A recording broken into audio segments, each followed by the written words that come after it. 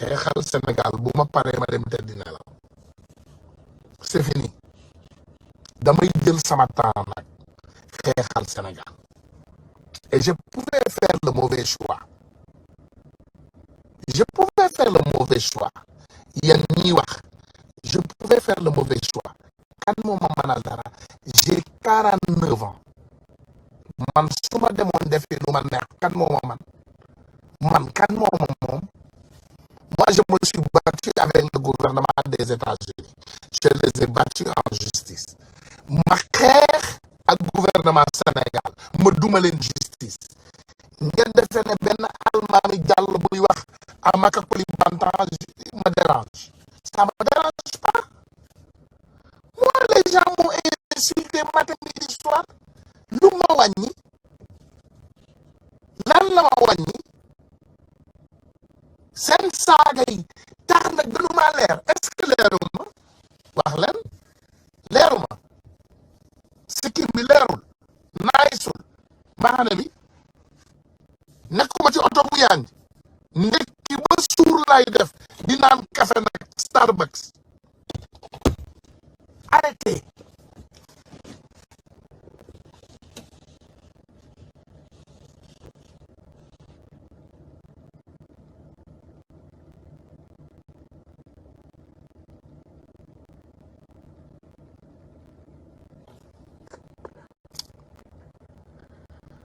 Jean Niass yow da nga ñàkk jom xaaral ma bloqué la bu sinon je ne voulais pas te bloquer mais yow da nga ñàkk xorom xam naa la ak Xeneton moo la yónni pour nga ñëw fii wax sa wax yi ñàkk xorom yi je vais te bloquer parce que moi je n'aime pas les gens qui ñu amul xel quoi man bu may wax borom xel yi lay waxal allez dans vos pages et allez vous go jerk off xam ngeen man leen am bu ma bëggoon tey toog live ak yéen ci anglais man je ne suis pas complexé mënoon naa ñëw fii tey ma live anglais ba suba ci suba du ma def benn faute te du ma génn trace je serai direct I can stay here all night and speak to you guys in English and I will be straightforward and respectful and I will not commit one fault.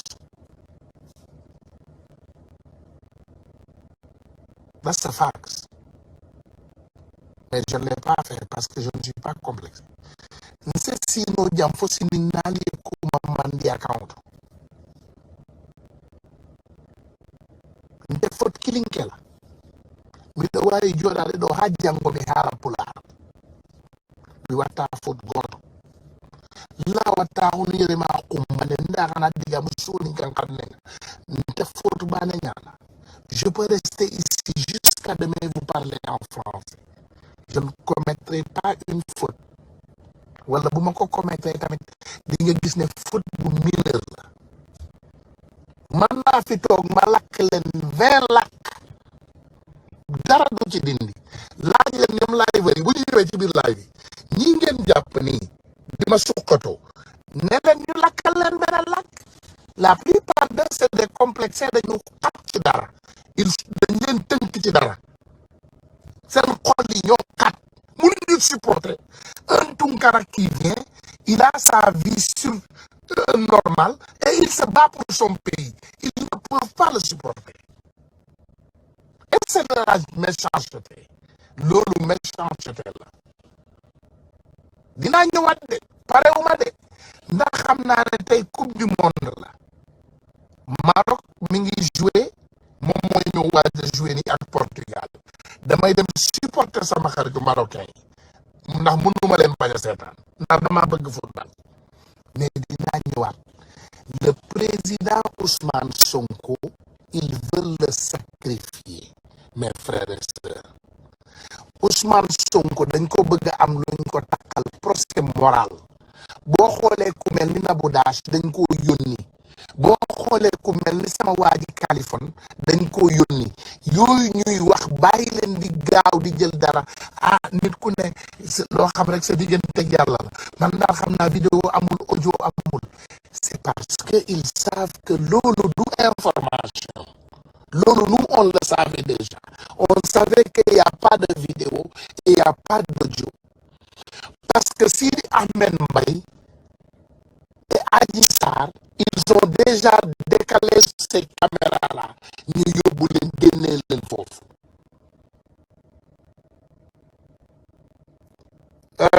Sambou Fourgaz, il dit tu as une faiblesse devant les femmes.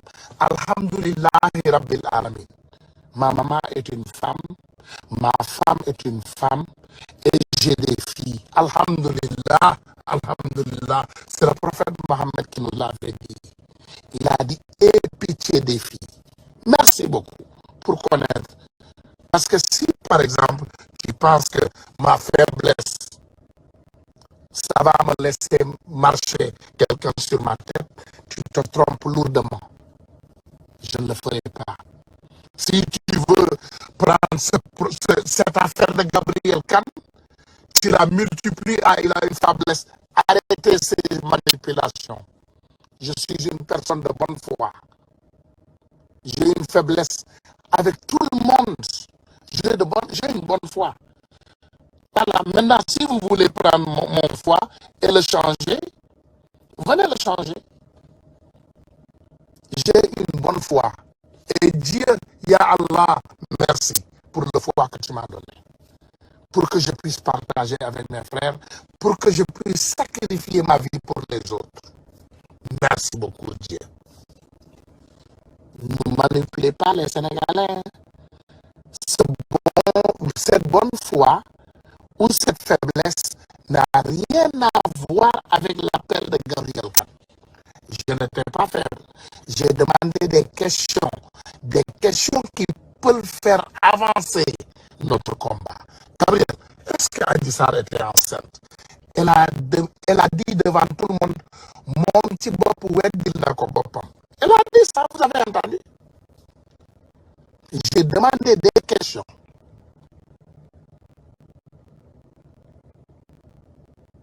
Voilà. Moustapha Faye, tout a été monté de toutes pièces. Exactement. Nous, on sait Ousmane Sonko. Ousmane Sonko, c'est bien dit dans le certificat. Il n'y a pas eu de viol, il n'y a pas eu de sexe, il n'y a rien, il n'y a nothing. Nothing.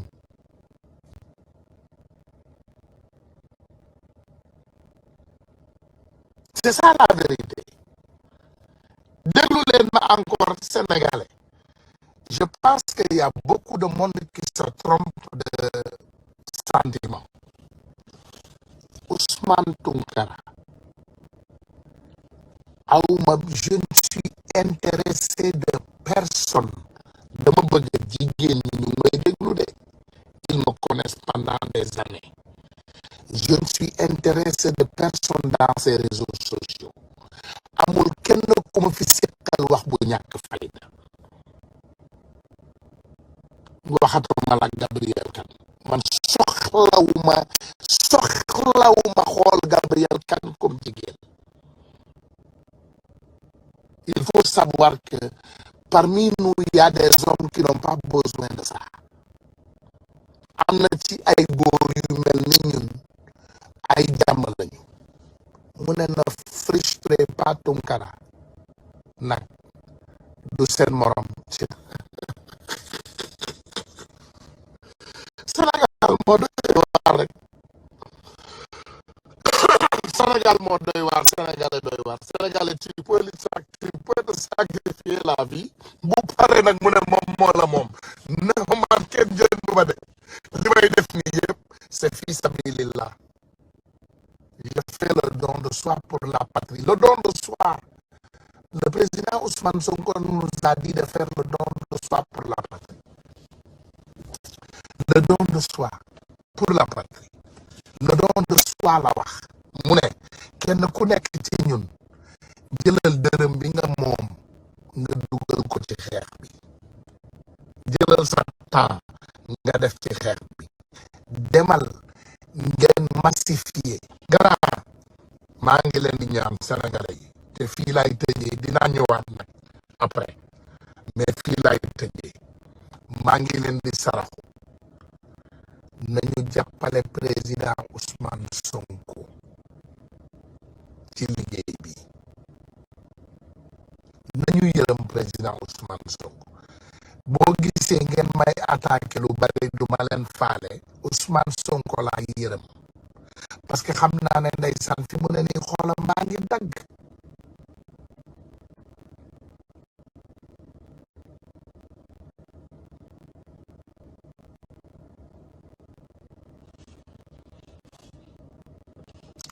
mu ne tu taquines les kémites Gaussou, tu as vu au moins toi, tu es franc. Tu vois, je ne taquine pas les kémites. Les personnes que je taquine, c'est les personnes qui prétendent être des musulmans ou des chrétiens et nous infiltrer. Et maintenant, ils viennent et c'est des kémites et ils nous manipulent. Loolu, c'est ça que je ne tolère pas. Mais une personne qui est ce que la personne est, je la laisse avec ce qu'elle est. Parce que nous, on a ce qu'on appelle Suratul Kafirun en islam, qui nous dit lakum dinikum waliya din. Chacun et sa religion et on les laisse. C'est Dieu qui décide. C'est Dieu qui prend la dernière décision. Donc, je ne fustige personne dans leur religion. Je respecte le juif, je respecte le musulman, je respecte le chrétien et je respecte tout le monde. Même le PD, écoute-moi, hein, même le PD, la personne à deux noms là, qui a un copain PD, je le laisse avec ce qu'il veut. Là-bas, loin de moi. Avec ce qu'il veut lui.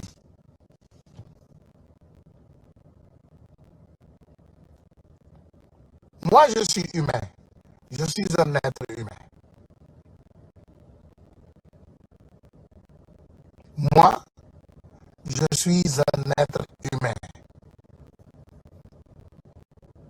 Nit la rek, duma malak.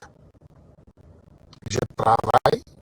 Parfois, je dis des choses qui n'arrangent pas certaines personnes. Parfois, je dis des choses qui arrangent certaines personnes. Mais jàng leen am xolu muñ. Je vais avoir cette grandeur. Je ne veux pas vraiment qu'on dérange ce débat. Ce débat n'est pas personnel. Battons-nous pour le président Ousmane Sonko.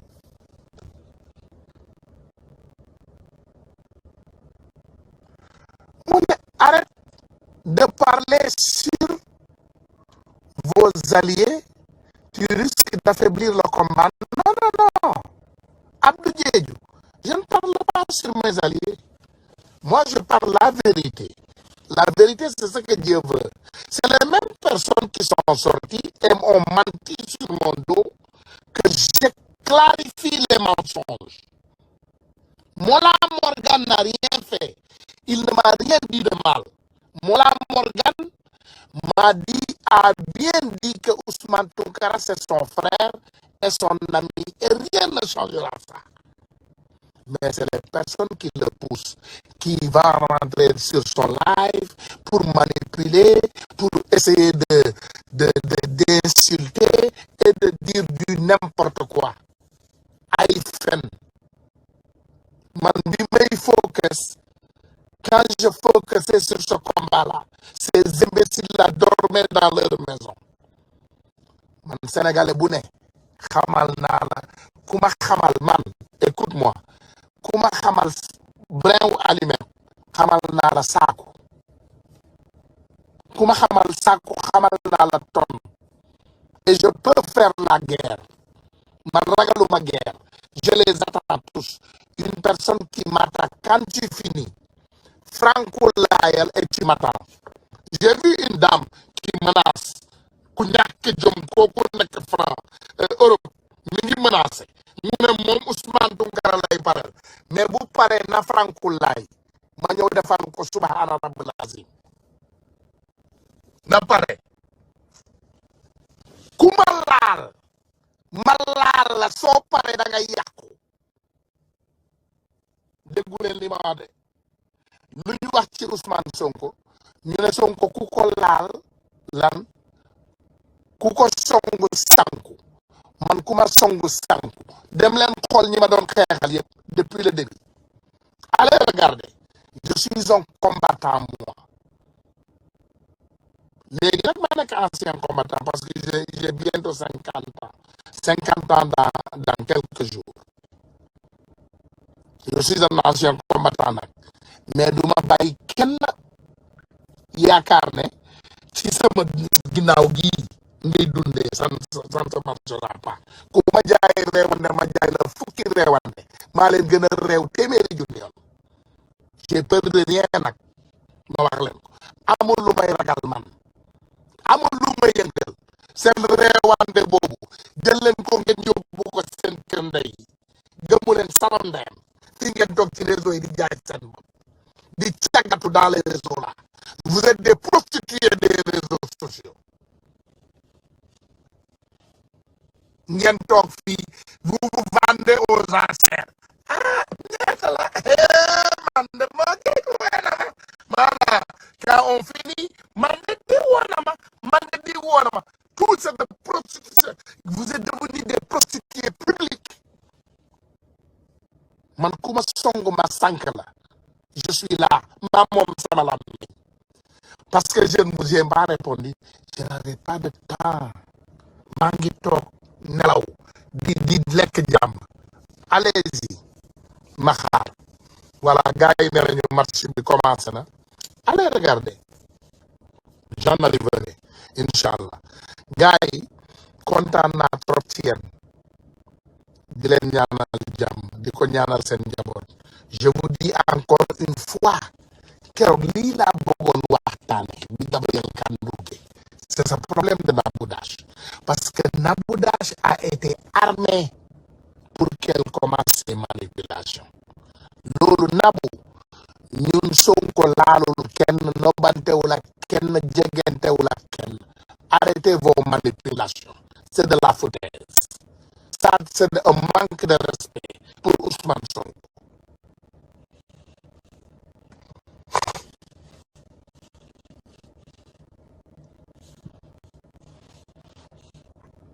c'est ça la vérité arrêtez de manipuler les gens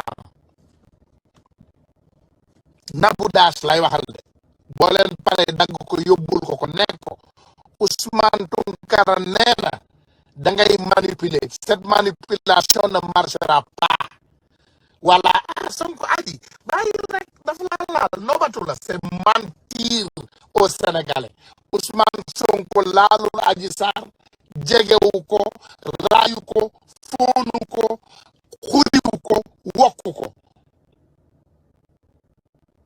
Gabriel ak Nabou Dash ay xarit lañu donc si Nabou Dash commence sortir et dire du n'importe quoi à Ousmane Sonko je questionne sa sincérité voilà wala ñu jéem a changer débat vous vous rendez compte que fan yëpp lan ngeen di dégg procès parce que le procès c'est pour gâter le casier judiciaire du président Ousmane Sonko. Vous connaissez Success Master Success, le jeune Tchadien qui Ousmane Sonko aime beaucoup, qui était candidat présidentiel au Tchad. Il est ici aux États-Unis en réfugié. On l'a cherché du Tchad. Le fils de Idriss Déby le cherchait pour le tuer. Il a fui du Tchad. Il est ici aux États-Unis. Pendant ce temps, on a Ousmane Sonko au Sénégal. Ousmane Sonko est là-bas, il risque sa vie. Ils sont en train de cueillir les patriotes autour de lui. Pendant ce temps, ces imbéciles qui sont dans ces réseaux sociaux-là, ils disent qu'on va affaiblir Ousmane Tounkara et on va l'éliminer. C'est vous les infiltrés. Yéen ay infiltrés. Yéen ñi bëgg a yàq Ousmane Tounkara. Le barrage entre Ousmane Sonko et Macky Sall que vous voulez les casser. C'est vous qui sont les infiltrés. Yéen ay infiltrés. Ndax man j'ai prouvé mon point. Ndax man Ousmane Sonko bu ne cotiser damay cotiser. Ousmane Sonko bu ne génn leen ngeen campagne damay génn campagne. Ousmane Sonko bu ne génn leen marche damay génn marche. Vous ne le faites pas. Vous restez derrière vos écrans et vous voulez m'affaiblir moi. Pourquoi? Je vous demande. C'est vous les infiltrés. C'est vous les manipulateurs. Yéen ay bandi yi. C'est vous qui voulez gâter ce combat. Mais man xam naa li may def bu baax. Man judduuma démb. Je ne suis pas né hier. J'ai presque 50 ans. Man Ousmane Sonko, quand il me salue avec 2 mains, je le salue avec 2 mains. Il a mon respect, j'ai son respect. C'est un homme que je respecte. Donc, nañu continuer xeexal président Ousmane Sonko jàppale ko. Bés bu ma demee ba combat intéressé tuma, je vais lâcher et aller dormir chez moi. Kenn du ma mënal saa la yaay ndeer man. Mais je vais vous dire que ces manipulations, arrêtez-les. Je connais tout le monde. Moi, mon téléphone, c'est public. Combien de personnes m'appellent chaque jour? Wax leen ko. Yéen ñu bari ci fii da ngeen may woo di ma envoyer message. Je reçois 1000 messages par jour. 1000 ou plus. De partout du monde, dans le monde. De tout le monde. Des Ivoiriens, des Maliens, mon frère, aide-nous aussi, des Togolais, des Congolais. Ah, mon frère, on t'aime, on aime le travail que tu fais pour ton pays. On m'invite partout dans le monde. Je parle avec tout le monde. Je connais tout le monde.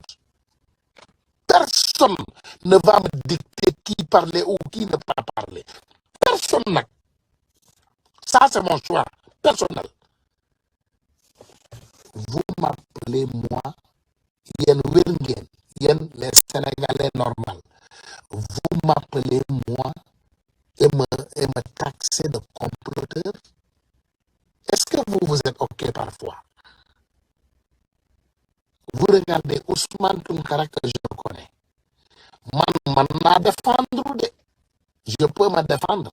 Yenn saay Sonko la yërëm. Man amul ku ma ragal ci àdduna bi. Je vais vous dire une chose. Il n'y a pas cette personne dans ce monde. Sonko xam nga lan moo tax ma bëgg ko. C'est parce qu'il s'est sacrifié la vie pour mon pays que j'aime très fort. Il a mis sa vie en danger pour mon pays. Sonko a attaqué au cœur des banditismes de mon pays. C'est pourquoi je l'aime. C'est pas que je l'appartiens. Encore une fois. Je n'appartiens pas au président Sonko. C'est moi qui l'aime.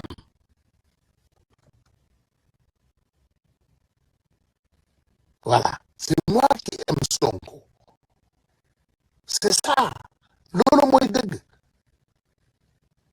Tu es faible devant les femmes, c'est ton problème. Et Sambou, encore tu viens, tu écris ça. Arrêtez ces choses-là. Respectez-moi.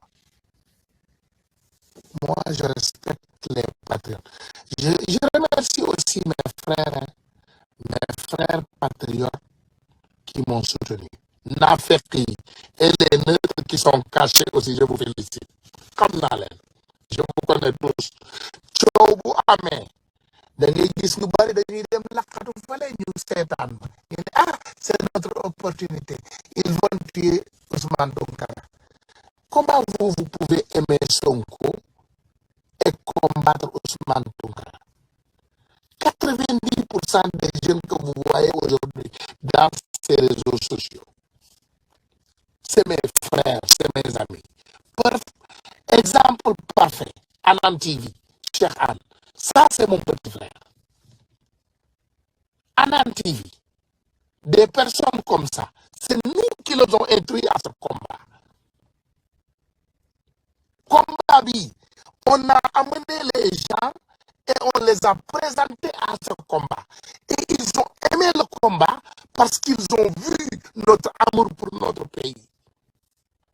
Mais vous êtes lâches. Aujourd'hui, c'est moi. Demain, c'est qui?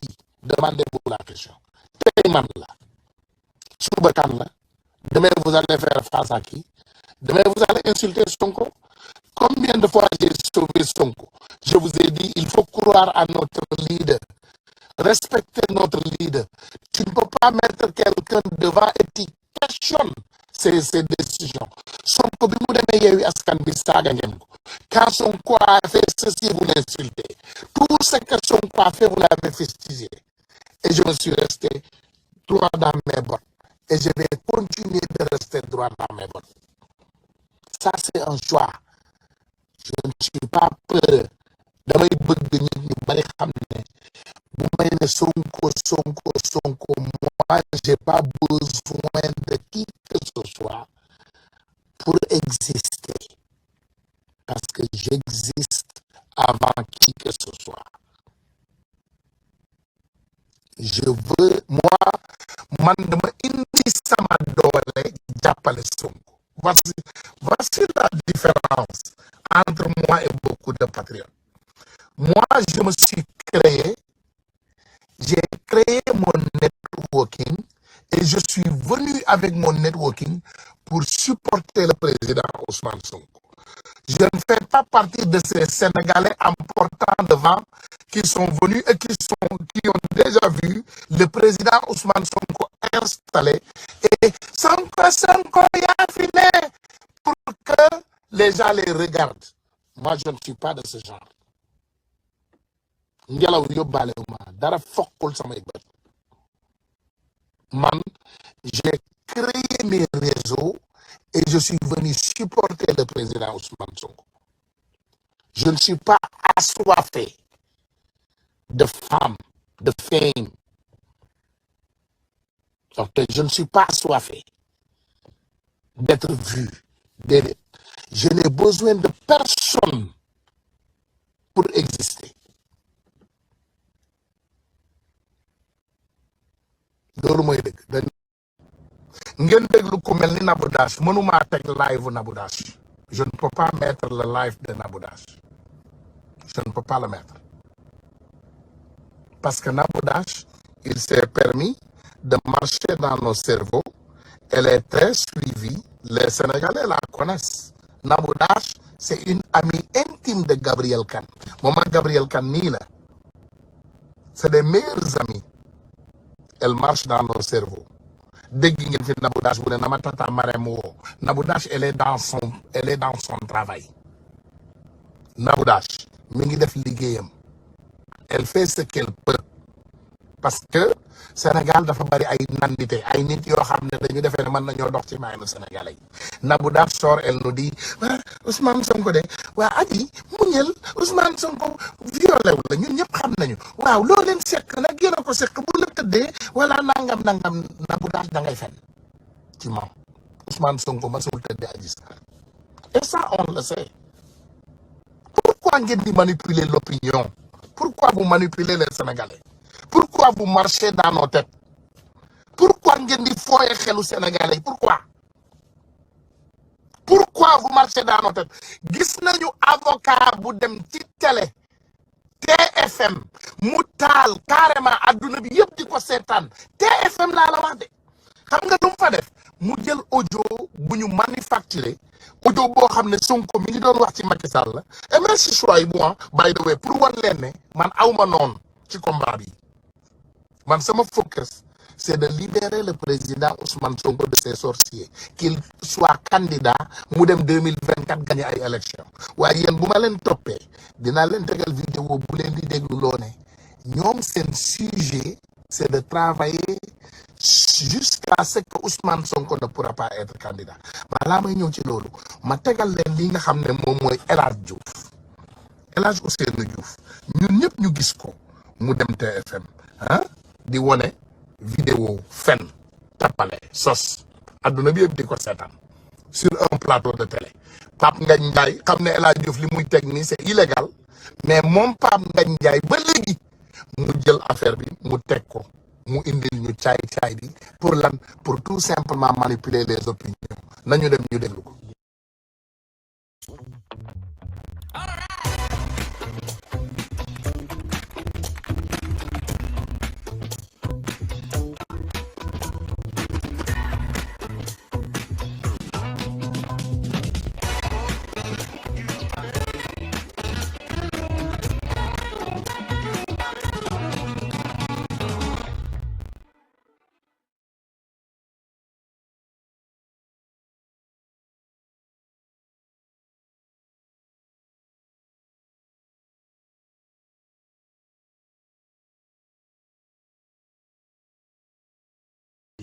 voilà jërëjëf Souaïbou voilà lii boo ko defoon man ci sama audio yi dina ma neex lool xam ngeen audio yi ñu dagg wala yi ñu debedaax xam nañ ko ñëw leen bismillah.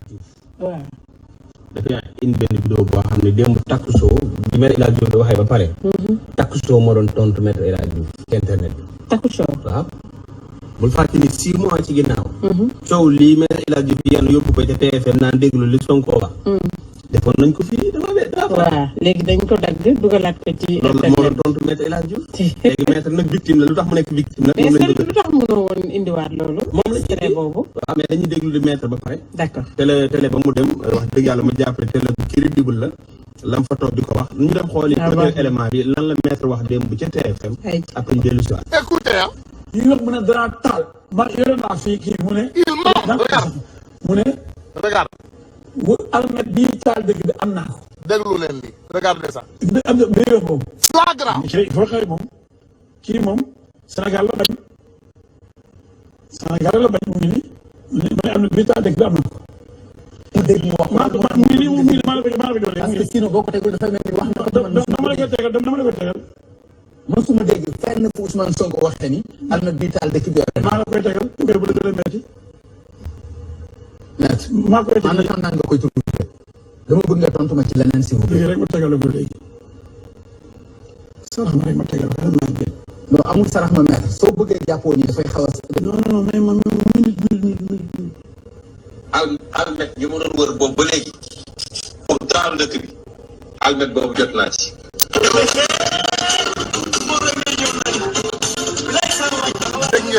dégg ngeen lii léegi ñëwaat leen loolu la Maître yaa ne woon démb yóbbu ko ca télé boobule jàkkaarloo Pape Ngagne Ndiaye gannaaw ba nag ñu indi leen vidéo bi nga xam ne mooy vidéo vrai bi defoon nag fii ci Walfadjri mais xam nga Maître nag ndax da ko gisut wala ndax day dof-doflu wala da ko rëcc ñu dem si dellu si waat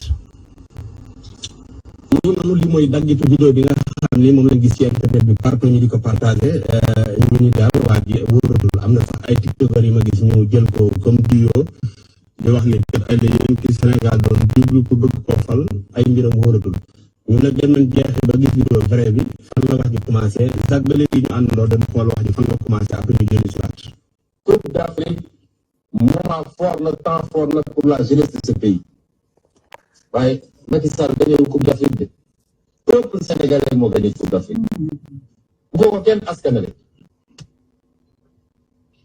donte mooy président de la république dinañ ko def félicitation waaye kenn ku nekk ci ñun war nañ ko wax mu naan félicitation parce que kenn ku nekk supporté nga ñaan nga encouragé nga ñett nga ci kanamu télé bi nga footballeur yi nag waxuma seen affaire mais comme temps fort jeunesse bi la mu ne am naa almet yi ma doon wër boobu ba léegi pour temps dëkk bi almet boobu jot naa ci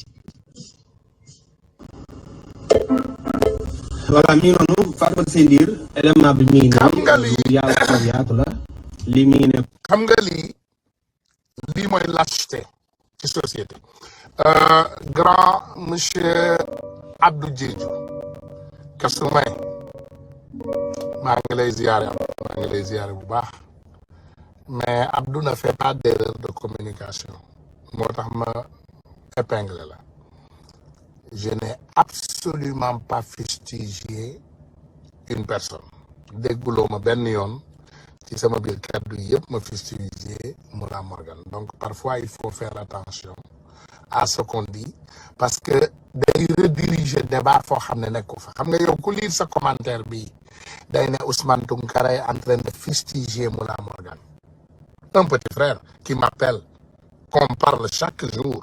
Je te dis, Moula Morgan et Ousmane Tounkara, ils s'entendent chaque jour. Presque 1 heure de temps. C'est mon petit frère. C'est quelqu'un que je respecte. C'est quelqu'un qui fait son travail de sa manière. Et moi, je fais mon boulot de ma manière. Donc, c'est seulement faire une clarifier pour encore Moulin. Voilà, donc il n'y a pas de fustiger Moula Morgan. Merci beaucoup. Léegi ñu continuer ci waxtaan bi nga xam ne moom la ñu doon waxtaan. Gars yi man maa ngi ci focus 2024 de xam nga kañ laa tàmbali focus 2024 2022 bi mu tàmbalee laa tàmbali focus 2024 élection législative dafa jot ma campagne député yi ñu war a fal Sénégal yëpp ñu fal leen élection local jot ñu campagne li ñu war a fal maire yi ñu war a fal yëpp ñu fal leen loolu moo am élection législative bi mu jotee fii ci Amérique man dama sol sama yére dem campagne amul nag sama xarit yi waa Pastef les braves dames que je connais comme ay Marie-Jeanne ay ñoom Aïcha Touré ay sama frères yi bari nañ fi ku lim juum la Grande Ndiaye ils sont là mais boo leen woo woon téléphone nga woo waa Pastef yëpp nga leen kan moo gën a campagne Ousmane Tounkara kenn mënul wàccee sama loxo ak grand Mame Thierno Ndiaye macha allah amul benn doomu aadama qui peut me descendre la main kan laa ko amel je le dois à qui man kan laa amel pour dem campagne je suis allé en campagne pour élire les députés du président Ousmane Sonko mais je ne le dois pas man ameluma kenn dara je l'ai fait par conviction man maa jël sama temps sama énergie sama essence sama xaalisu bopp ma daw ma dem xeex pour que le président Ousmane Sonko ait le maximum de députés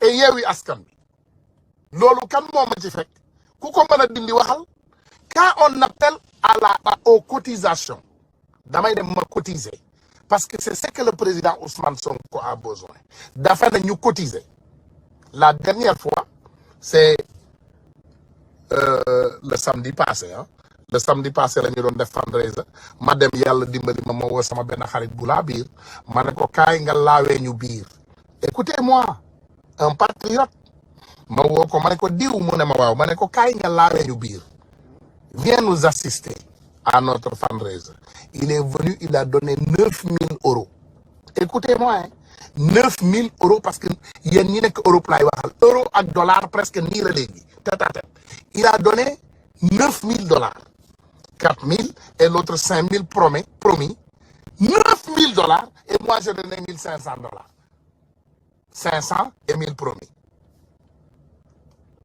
léegi yéen bu ñu leen di woo yéen ñi nekk Paris sama xaritu liveur yu baax yooyu yu yanj yooyu yu garaaw yooyu nga xam ne yéen toujours vous faites de grosses révélations ngir yàlla dem leen ngeen cotiser ci projet bi il faut cotiser mettre de l'argent lii moo la te bu ñuy woote campagne ngeen génn campagne mbir mi yëpp du paste rek xam nga réseau yi neex na lool toog ci ginnaaw télé di wax di xas keneen ki di wax di se conscientiser wonderful mais président Ousmane Sonko nee na ñu génn ñu dem defi ay porte à porte ñu wax nit ñi ñu enregistré wu pour voter te ba pare bu ñu leen enregistré loo pour voter ñu fexe aussi ñu cotiser parce que Pastef parti la bu amul xaalis bébé la dañ ko war a tette xam nga bébé boo ko juree sa biir kër nee na tuuti doo ko de wuti liggéey danga koy toppatoo mu màgg Pastef noonu la mel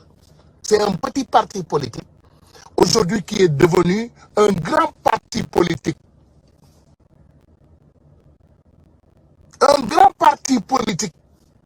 pour ñu xeex mais sama yeneen xarit yi moom ñu ngi ci ay woote li ci waaw kaay lañ ñu indi li ci Ndeye Khady Ndiaye boo leen ko defaree li ci dajale 1 million ngeen yëkkati 250 000 jox ko ngeen ne ko li ci des nag da ngeen ko bokk ak ay nit et pourtant vous avez utilisé le nom de Ndeye Khady Ndiaye pour faire le li ci arrêtons les manipulations arrêtons les mensonges arrêtons d'essayer de salir nos frères et nos sœurs loolu du yoon yàlla dëgg la bëggul fen barki démb ba léegi yéen a ngi fi di tëbakat dal pourquoi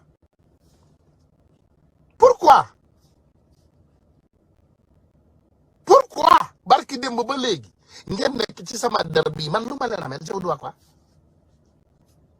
ay fen ay sos ay tappale Mollah Morgan taal na live am muy sama rakk ju baax mu ne leen vraiment il se sent dégoûté parce que il y a Gabriel Kane qui m'a appelé dans un live j'ai participé avec mon frère Mollah voilà Mollah son téléphone était faible parce que déjà damay leeral dara mënuloo muter benn nit ci téléphone yéen ñaar ñëpp ci benn live bi ngeen ne y a un seul bouton de mute quand je mute Mollah damay muter sama bopp loolu mooy dëgg quand je mute Mollah damay muter Ousmane Tounkara donc mënumaa muter Mollah loolu mooy dëgg c'est ça la vérité léegi naka la ñuy jëlee ku mel ni Mollah ma yor ko ci ab live ñu indi ku mel ni Gabriel Kane woote ci live vous me dites que vous les Sénégalais vous me dites les mêmes Sénégalais qui parfois je vois ils invitent des personnes de tous bords et ils parlent avec des personnes de tous bords ils me disent pourquoi Gabriel Kane a appelé ton téléphone sama téléphone yéen a koy fay c'est vous qui payez mes factures c'est vous qui venez chez moi et payez mes factures c'est vous qui allez me dire avec qui parler avec qui ne pas parler avec qui maanaam yéen a may wax du may dundee sama àddina daal j'ai 49 ans je vais laisser mes petits frères et mes neveux et mes fils me dire comment vivre ma vie je vais vous laisser oto bii ma jënd xam ngeen lu muy jar $100,000 kan moo may jox $100,000 ci ngeen envoyez-moi $100,000 allez-y envoyez-moi $100,000 donnez allez-y envoyez-moi $100,000 j'habite dans un titre foncier bëgguma parparloo bëgguma am na loo xam ne mënuma ko woon Sénégalais yi parce que bëgguma xam nga bëgguma mel ni damay puukare ndax yàlla bëggul ko puukare vous allez me donner l'argent non vous allez me changer la vie non tout ce que vous allez faire vous allez rester derrière vos écrans critiquer waa Ousmane Tounkara pourquoi Gabriel Kane woo ko yéen a ma moom yéen a ma moom j'appartiens aux Sénégalais je ne suis pas d'accord avec Gabriel Kane boo ko wooyee 3 heures du matin dina la ne Ousmane Tounkara c'est mon ennemi moom nee na man ennemi am numéro 1 la parce que man mënuma ànd koo xam ne da ngay comploter sur le dos des Sénégalais et j'ai dit à Gabriel Kane clair et net je pense que toi tu es la plus grande comploteuse du Sénégal parce que Adji Sarr tu ne peux pas être derrière elle avec les mensonges manuloo nekk ci ginnaaw Adji Sarr ak ay fen j'ai invité Gabriel Kane pour qu'on demande des questions très précises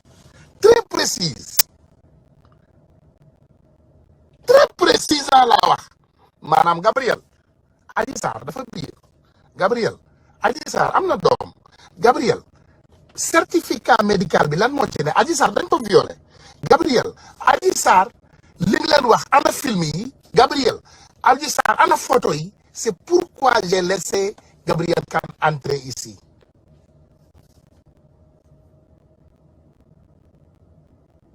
vous pensez que j'ai laissé Gabriel Kane entrer ici pour que ma def ko lan ma sauver ko quoi ma ne ko voilà Sénégalais Gabriel Kane dugg na léegi baal leen ko bu leen ko dóor waay non le jour que Gabriel voudra faire ça elle n'a qu'à appeler les Sénégalais Natal Live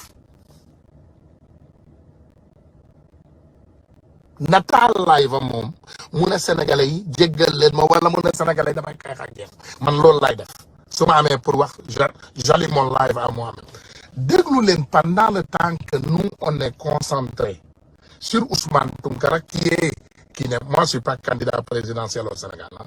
Je ne serai rien au Sénégal donc attaquer Ousmane Tounkara c'est presque peine perdue parce que man xëccewuma ak yéen léegi écoutons ensemble ce qui est les réelles paroles de suñu frère Pape Ndiaye de Walfadjri il a am na loo xam ne daf ko wax ça m'a choqué allons-y. procès mën na ci am. ñu ci bari duñ wax comme ni nga ko joxtee ne procès la ñu jëm mais damay dégg ñuy wax ne su fekkee dama ñoree procès moom Ousmane Sonko warul jógee këram dem procès. dans les normes prison la war a jógee dem procès est-ce que loolu la koy dëggal. waaw loolu laaj bu am solo la. bu fekkee ne doyen des juges dafa décidé ne joxe noonu day yóbbu mbir mi ñu àtte ko. faw Ousmane Sonko dem prison. waaw mën na ñàkk. yoon moo ko tëggee moom. doyen des juges déglu leen bu baax li may wax ñaari possibilité la am seetal ko may ko noonu wala yóbbu ko ñu àtte ko bu décidé ni dañuy war a yóbbu Ousmane Sonko loolu mooy égal Ousmane Sonko dafa war a dem prison. ndax tribunal bi ñu war a àttee wàllum viol foofu pour ñu àtte la ko faw nga dugg kaso. am na solo de mënul nekk wala. donc su leen liggéey ñu ne doyen des juges décidé na renvoyer mbir mi jugement. loolu mooy doyen des juges décidé na ne Ousmane Sonko dafa war a dem prison. ndax chambre criminelle pour nga comparaître fa da ngay constituer prisonnier ay jours avant yëf yi. donc bu ñu jàppee ne procès dina am jàppale ne kon justice décidé na Ousmane Sonko dafa war a dem prison. noonu lii rek ko koy tax a tere dem prison bu ñu décidé procès day am parce que chambre criminelle moo ko war a àtte. chambre criminelle pour ñu ko xam mooy ancienne cour d'assises. cour d'assises la ñu soppi tur bi. donc foofu doo fa comparaître libre bala nga fay comparaître da ngay constituer prisonnier faw nga dem prison ba pare. donc loolu mooy li nga xamante ni moom moo ci am. loolu mooy sew-sew bi ci laxas. avec tout ça. waaw. L'entourage de Ousmane Sonko est vide. Les jeunes patriotes qui faisaient les lives autour de Ousmane Sonko, ils sont tous arrêtés. Ndongo Diop dem na ki ci mujjee mooy Diop Taïf, je ne sais pas notre frère là Diop Taïf dem na ñoom Papito Kara jàpp nañu leen les Ousmane Diagne ki nga xam ne fu Ousmane Sonko daan dem day daw moom it mu yor caméra am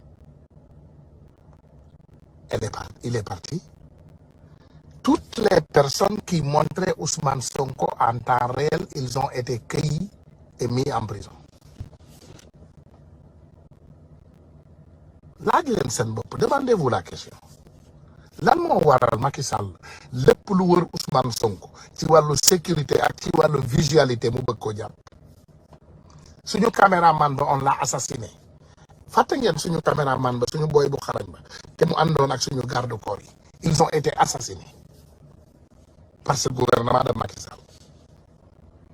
C'est que Sénégal nag kenn ñemewul wax dëgg parce que ñi nekk Sénégal dañuy xam dëgg yenn saa yi waaye ñemewuñu ko wax comme notre frère Fulbert Sambou et Didier Badji ils ont été assassinés waaye ku nekk Sénégal bu juumee ba wax ci ñu jàpp la donc tey dem nañu ba Sénégal kenn waxatul tu vois j'ai vu un post de mon autre frère Moustapha Niam qui dit que tout le combat du Sénégal maintenant se fait dans les réseaux sociaux kenn génnatul kenn xeexatul kenn waxatul lu ci jëm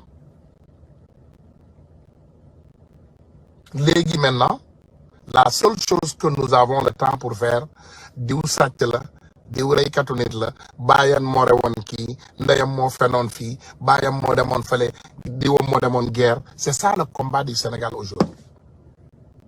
Et les personnes qui le font c'est des manipulateurs gars yi man am naa énergie xeex de waaye parfois dama ko jombal sama bopp seen tàppale yi xam naa ko je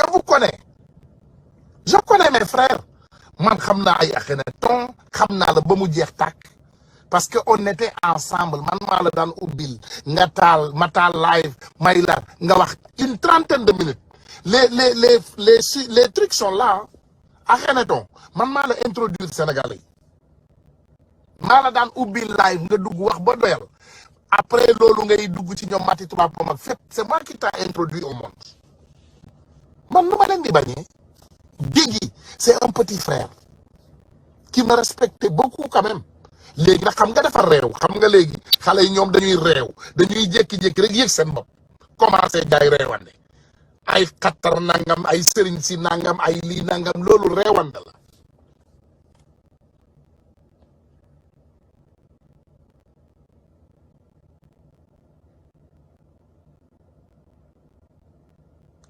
je n'ai rien à justifier Jean Niassi je ne dois rien à personne je ne justifie rien xam nga man comme sénégalais yéen da ngeen am xatar di bëgg bu nit ñi waxee rek ngeen tëb di dal c'est pourquoi vous m'entendez je me prononce de ces choses je n'ai rien à justifier man awma saala yaay ndeer bu ma ameel sénégalais est-ce que xam ngeen ma ndee naa la laaj leen suñu xarit yi nekk Amérique ñu wax leen je suis un de ces Sénégalais fii ma dëkk sax amul africain donc du ma fëgg di buntu kenn ne may ma xorom et diw am nga fa tuuti diwli na soble des na jamais bu ma paree xuloo ak yéen nii damay dem defi dibi damay dem taali sama fuur bii ci biti étalé ko ba mu nice def dibi Sénégal maa ko dàq ci dëkk bi ku ñëw ku bëgg a lekk ñëwal je te le donne man dëkkuma sax fu Sénégalais dëkk mi ngi je vais vous dire ils ne sont pas là voilà je ne suis pas là avec les Sénégalais ma wax leen voilà je suis là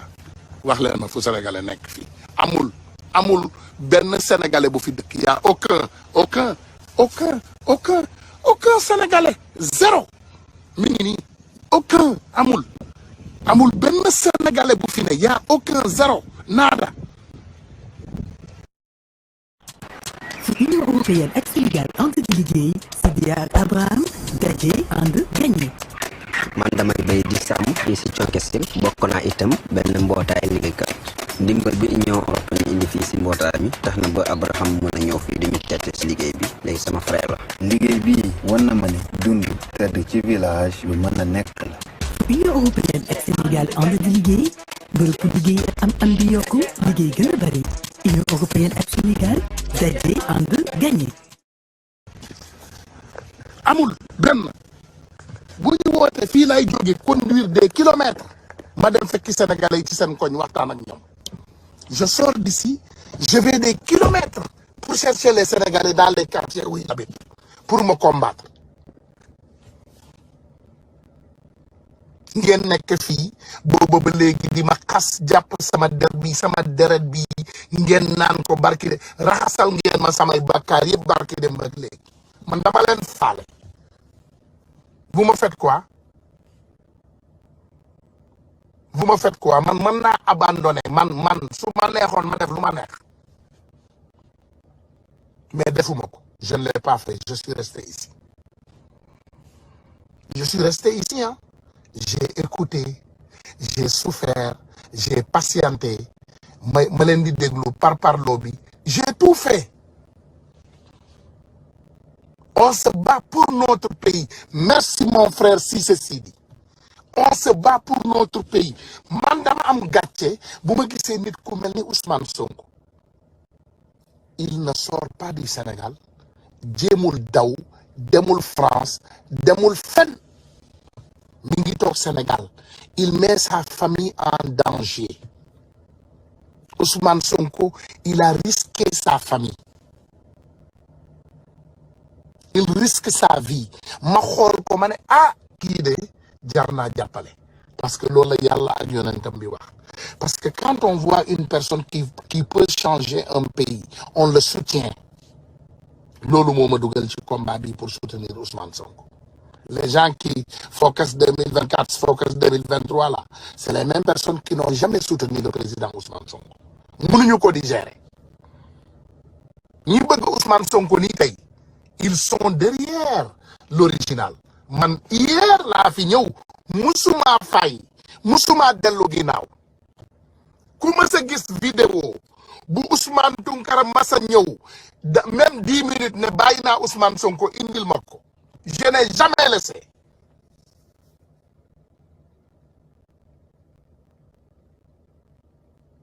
man musuma lâché ku am vidéo indil ma vaar fu Ousmane Tounkara masee génn ci 7 ans yi passé 6 ans yi mu ne bàyyi na Ousmane Sonko am na ñuy différence de xaw ma Angleterre ak yeneen ay jigéen bis bu ne ñu bàyyi Ousmane bàyyi naa Sonko bàyyi naa ko billaay bàyyi naa Pastef bàyyi naa leen ay ndaa fekk ngeen rekkentu nit sa reewande ak silib boobu nga jël wekk ko nga ne man nga ko sa silib bi demal solal ko sa waa kër wala nga solal ko sa baay ay doomu xaram ngeen man du ma seen morom silib man sama silipu jàmbaar la man taay fiin laa man damay wëkkaaw ama meen ni nga naqar bi leen dal man teguma leen ko ku bëgg a visibilité rek nga ne ci mbirum Ousmane Tounkara la ñuy wax xaaral ma dem attaqué ko waaye ma ne dama dem attaqué ko ñàkk jom am naa jot dem leen ku pare nga abal ma yàq la dama leen di déglu tous yéen ñëpp dama leen di déglu du ma lebal kenn du ma may kenn dara dinaa xeexal président Ousmane Sonko soo leen bëggee yéen ñi ko bëgg ñu continuer xeex waaye boo leen yaakaar ne ce combat sera sur mon dos moi ça ne se fera pas. J'ai amené des milliers de jeunes dans ce combat j'ai amené des milliers de Sénégalais dans ce combat man damay dox sax ci mbedd sama papa yi ak sama yaay yi di ma arrêté ci mbedd bi waa Tounkara naka Sonko ñu ne ma tàllalal sa loxo ma ñaanal ko bismillahi rahmani rahim wa rabbana atina fi dunya alhasana fi l'akhirati hasana wa qina azaban nar wa rabbana la tuzigh qulubana ay pas ay mère.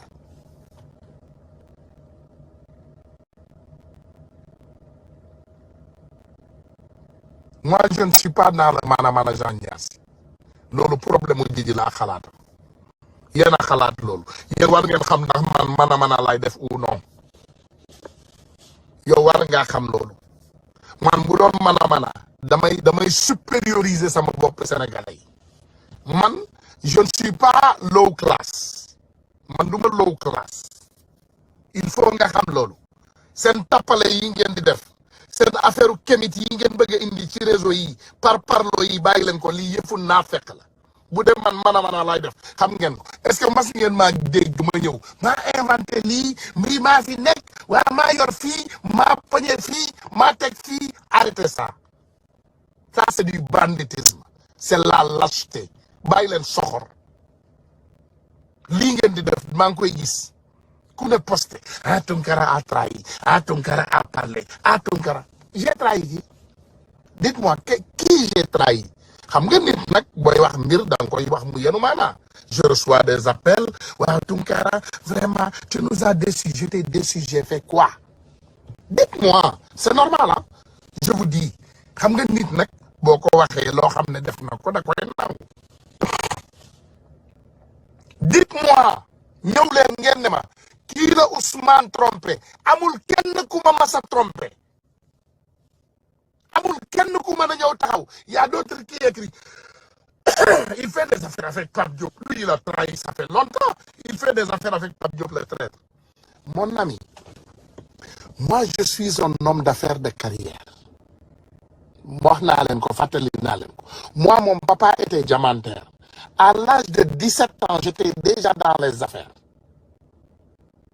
ci ñi ma xam quand j'ai connu 1 million d'euros wala 1 million de dollars j'avais 23-24 ans bi may jënd Rolex bi nit ñi di takk montre 50 000 euros man j'avais peut-être 27 ans sama rakk moo géey bi ngeen di gisoon fii barki démb mu nekk ci li mu nekk ñooñu sama ay doxande lañu ñooñu ci sama ay tànk lañu topp loolu man maa ko doon def Amérique man maa daan jël ay saalu 70 000 euros di invité ay nit ñu reer c'est moi qui faisais ça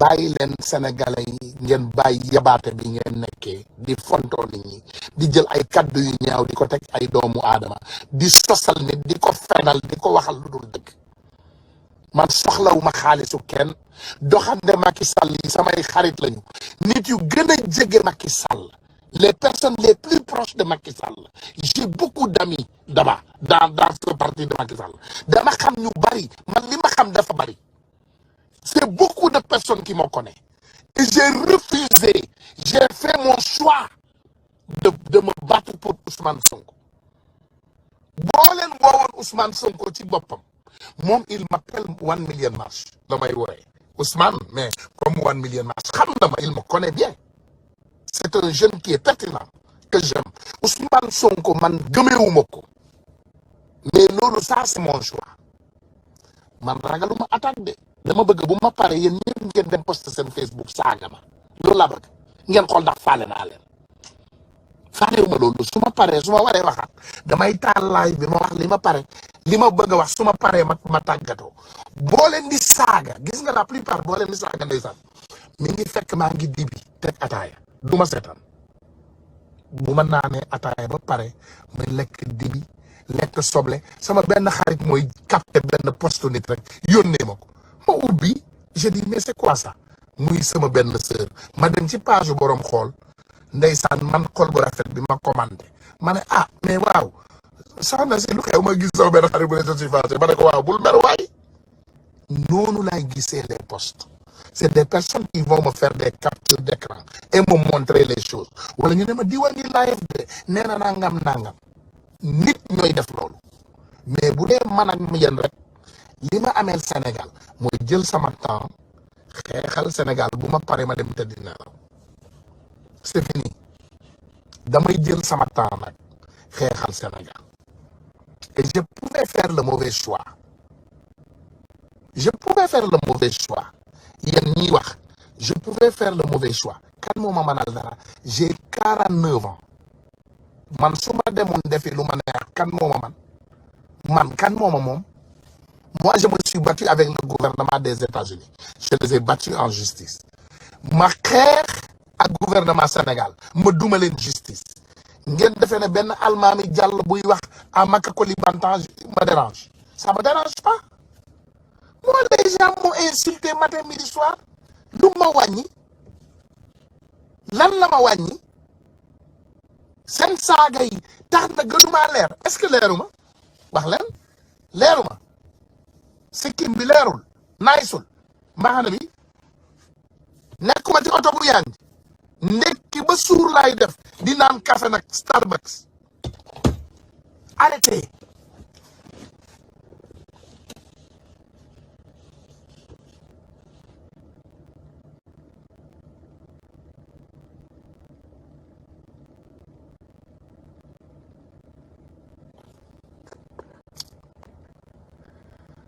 Jean Niass yow da nga ñàkk jom xaaral ma bloqué la sinon je ne voulais pas te bloquer mais yow da nga ñàkk xorom xam naa la Akhenaton moo la yónnee pour nga ñëw fii wax sa wax yi ñàkk xorom yi je vais te bloquer parce que moi je n'aime pas les gens qui ñu amul xel quoi man bu may wax borom xel yi laay waxal allez dans vos pages et allez vous go jerk off xam ngeen man lenn am na bu ma bëggoon tey toog live ak yéen ci anglais man je ne suis pas complexé mënoon naa ñëw fii tey ma live anglais ba suba ci suba duma def benn faute te duma génn trace je serai direct I can stay here all night and speak to you guys in English and I will be straightforward and respectful and I will not commit one fault.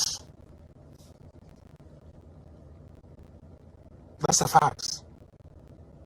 Mais je ne l'ai pas fait parce que je ne suis pas complexe. Nse sino jam fo sini nali kuma mandi account. Nte fot kilinkela.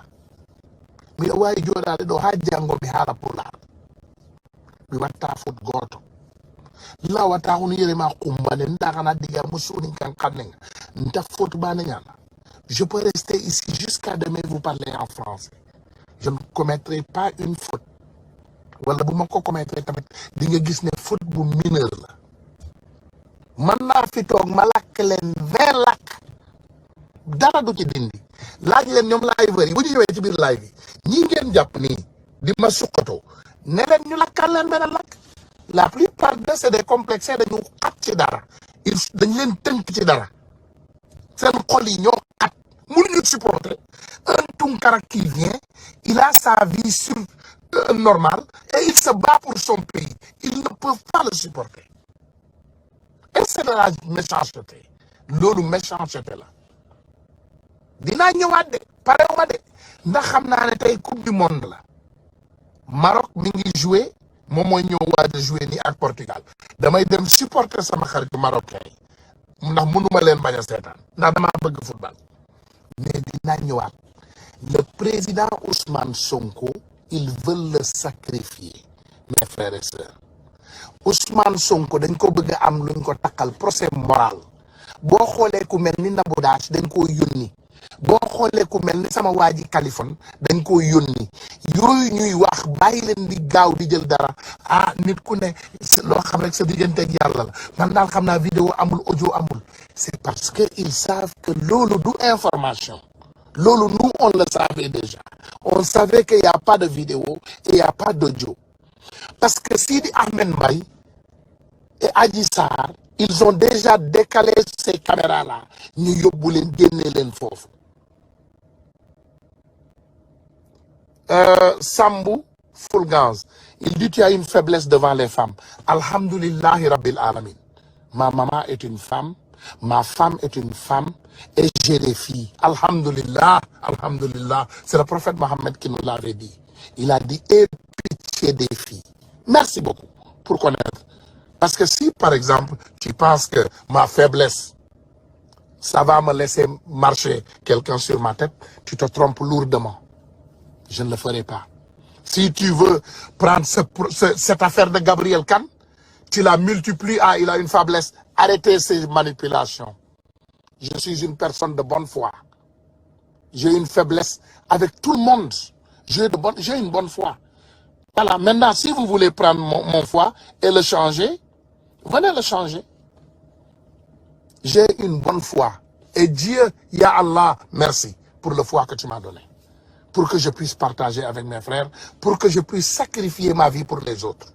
Merci beaucoup, Dieu. Ne manipulez pas les Sénégalais. Hein. Cette bonne foi ou cette faiblesse n'a rien à voir avec l'appel de Gabriel Kane. Je n'étais pas faible. J'ai demandé des questions qui peuvent faire avancer notre combat. Gabriel, est-ce qu'Adji Sarr était enceinte? Elle a dit devant tout le monde, mon petit bop weddil nako bopam. Elle a dit ça, vous avez entendu? J'ai demandé des questions. Voilà. Moustapha Faye, tout a été monté de toutes pièces. Exactement. Nous, on sait Ousmane Sonko. Ousmane Sonko, c'est bien dit dans le certificat. Il n'y a pas eu de viol, il n'y a pas eu de sexe, il n'y a rien, il n'y a nothing. Nothing.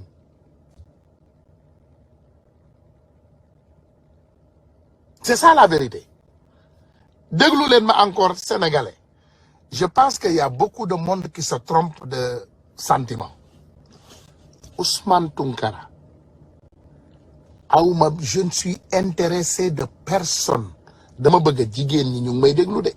me connaissent pendant des années. Je ne suis intéressé de personne dans ces réseaux sociaux. Amul kenn ku ma fi sekkal wax bu ñàkk fayda. Waxatuma la Gabriel Kane. Man soxlawuma xool Gabriel Kane comme jigéen. Il faut savoir que parmi nous, il y a des hommes qui n'ont pas besoin de ça. Am na ci ay góor yu mel ni ñun ay jàmm lañu. Mu ne na frustré pas Tounkara nag du seen morom ci Sénégal moo doy waar rek. Sénégal moo doy waar, Sénégalais doy waar. Sénégalais tu peux te sacrifier la vie. Bu paree nag mu ne moom moo la moom. Non man kenn jënduma de. Li may def nii yëpp c'est fi sabilillah. Je fais le don de soi pour la patrie. Le don de soi. Le président Ousmane Sonko nous a dit de faire le don de soi pour la patrie. Le don de soi pour la patrie. Le don de soi la wax. Mu ne kenn ku nekk ci ñun jëlal dërëm bi nga moom nga dugal ko ci xeex bi. Jëlal sa temps nga def ci xeex bi. Demal ngeen massifier. Grand maa ngi leen di ñaan Sénégalais yi te fii laay tëjee dinaa ñëwaat nag après mais fii laay tëjee maa ngi leen di saraxu nañu jàppale président Ousmane Sonko ci liggéey bi nañu yërëm président Ousmane Sonko boo gisee ngeen may attaqué lu bari duma leen faale Ousmane Sonko laa yërëm parce que xam naa ne ndeysaan fi mu ne nii xolam baa ngi dagg.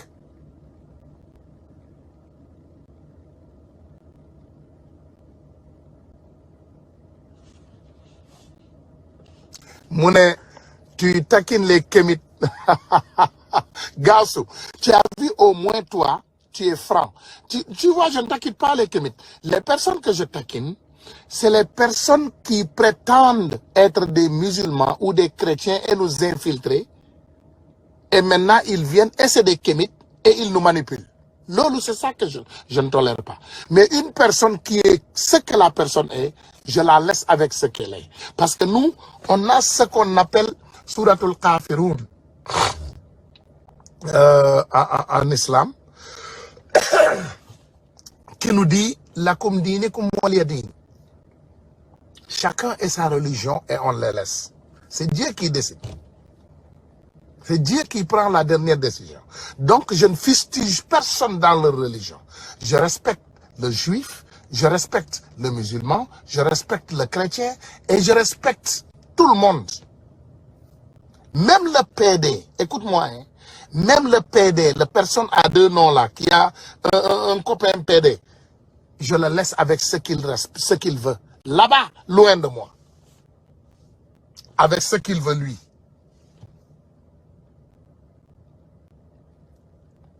Moi, je suis humain. Je suis un être humain. Moi, je suis un être humain. Nit la rek, duma malaka. Je travaille. Parfois, je dis des choses qui n'arrangent pas certaines personnes. Parfois, je dis des choses qui arrangent certaines personnes. Mais janglen am xolu muñ. Je vais avoir cette grandeur.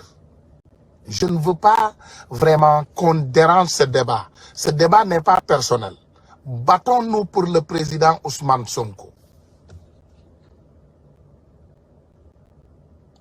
Mouné, arrête de parler sur vos alliés. Tu risques d'affaiblir le combat. Non, non, non. Abdou Diédhiou, je ne parle pas sur mes alliés. Moi, je parle la vérité. La vérité, c'est ce que Dieu veut. C'est les mêmes personnes qui sont sorties et ont menti sur mon dos que je clarifie les mensonges. Mola Morgan n'a rien fait. Il ne m'a rien dit de mal. Mola Morgan a bien dit que Ousmane Tounkara, c'est son frère et son ami. Et rien ne changera ça. Mais c'est les personnes qui le poussent, qui vont rentrer sur son live pour manipuler, pour essayer d'insulter et de dire du n'importe quoi. Aïe fen. Man bi may focus, quand je focusais sur ce combat-là, ces imbéciles-là dormaient dans leur maison. Man Sénégalais bu ne, xamal naa la, ku ma xamal man, écoute-moi, ku ma xamal brin ou allumette, xamal naa la saaku. Kuma xamal saako xamal naa la tonne. Et je peux faire la guerre. Man ragaluma guerre. Je les attends tous. Une personne qui m'attaque, quand tu finis, Franco Layal et tu m'attends. J'ai vu une dame qui menace. Ku ñàkk jom kooku nekk Europe mi ngi menacé. Mu ne moom Ousmane Tounkara lay parel. Mais bu paree na Franco Lay ma ñëw defal ko subhana rabbil azim. Na pare. Ku ma laal. Malal la soo paree da ngay yàqu déggu leen li ma wax de lu ñu wax ci Ousmane Sonko ñu ne Sonko ku ko laal lan ku ko songu sanku man ku ma songu sanku dem leen xool ñi ma doon xeexal yëpp depuis le début. Allez regarder, je suis un combattant moi. Léegi nag ma nekk ancien combattant parce que j'ai bientôt 50 ans. 50 ans dans quelques jours. Je suis un ancien combattant nag. Mais duma bàyyi kenn yaakaar ne ci sama ginnaaw gii ngay dundee ça ne marchera pas. Ku ma jaay reewande ma jaay la fukki reewande maa leen gën a réew téeméeri junni yoon. J'ai peur de rien nag ma wax leen ko amul lu may ragal man amul lu may yëngal seen reewande boobu jël leen ko ngeen yóbbu ko seen kër ndey gëmu leen saram ndeyam fii ngeen toog ci réseau yi di jaay seen bopp di cagatu dans les réseaux là. Vous êtes des prostituées des réseaux sociaux. Ngeen toog fii vous vous vendez aux enchères. Ah ñaata la man de moo gay woona ma voilà quand on finit man de di woona ma man de di woona ma tout c'est de prostitution. Vous êtes devenus des prostituées publiques. Man ku ma songu ma sànk la je suis là maa moom sama lammiñ parce que je ne vous ai pas répondu. Je n'avais pas de temps maa ngi toog nelaw di lekk jàmm. Allez-y ma xaar. Voilà, gars yi nee nañu match bi commencé na. Allez regarder. J'en arriverai. Inch'Allah. Gars yi kontaan naa trop ci yéen. Di leen ñaanal jàmm di ko ñaanal seen njaboot. Je vous dis encore une fois. Keroog lii laa bëggoon waxtaane bi Gabriel Kane duggee. C'est ce problème de Nabou Dash. Parce que Nabou Dash a été armé pour qu'elle commence ses manipulations. Loolu Nabou ñun Sonko laalul kenn nobantewul ak kenn jegentewul ak kenn. Arrêtez vos manipulations. C'est de la foutaise. Ça, c'est un manque de respect pour Ousmane Sonko.